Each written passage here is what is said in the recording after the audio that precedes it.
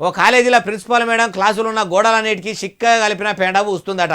గోడలకు సున్నం వేస్తారు, లేకుంటే రంగులు వేస్తారు, రంగురంగుల బొమ్మలు వేస్తారు, వాల్ స్టిక్కర్లు అతికిస్తారు. కానీ పెండ ఊసుడేందే బాలన్న, ఇంతకా మేడం అట్లెందుకు చేస్తుంది, అసలు మాత్రం ఏమై ఉంటుంది అంటారా? ముచ్చటంతా నేను చెప్తా పని. అవి చూసిర్రా, తెల్లగా తలతల మెరిసే గోడలకు చిక్కగా కర్రెగా ఉన్న పెండతోనే అలుకుతుంది.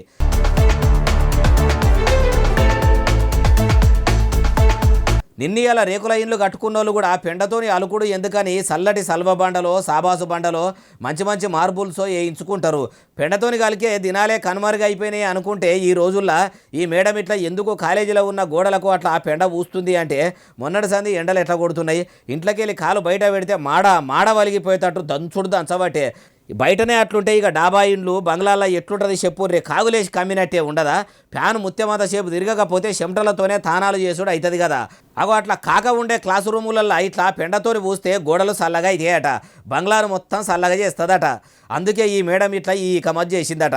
చూసిన వాళ్ళంతా కూలర్లు, ఏసీలు పెట్టుకొని పానాలు ఖరాబు చేసుకున్నాడు కంటే, వెనకటి కాలంలో కదా గుడిసెల్లా ఎల్తె తడకలతోని గోడలోలే కట్టుకొని అవిటికి ఎర్రమట్టి పూత పూసి దాని మీదికెళ్ళి పెండ అలికితే చల్లగా ఉన్నట్టు ఉండాలని పిల్లల గురించి ఆలోచన చేసి ఇట్లా పని చేసిన పంతులమ్మని అందరూ తారీఫు చేస్తుర్రు.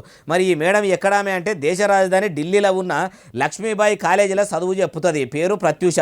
ఇప్పుడు ఈ వీడియో ఇంటర్నెట్లో మరగ తిరుగుతుంది. ఆవు పెండతోని ఆమె అలుకుడు చూసిన అందరూ తీరు కామెంట్లు పెడుతుర్రు. అంటున్నారు సోషల్ మీడియాలో శ్రమదార పోసే కష్టజీవులు.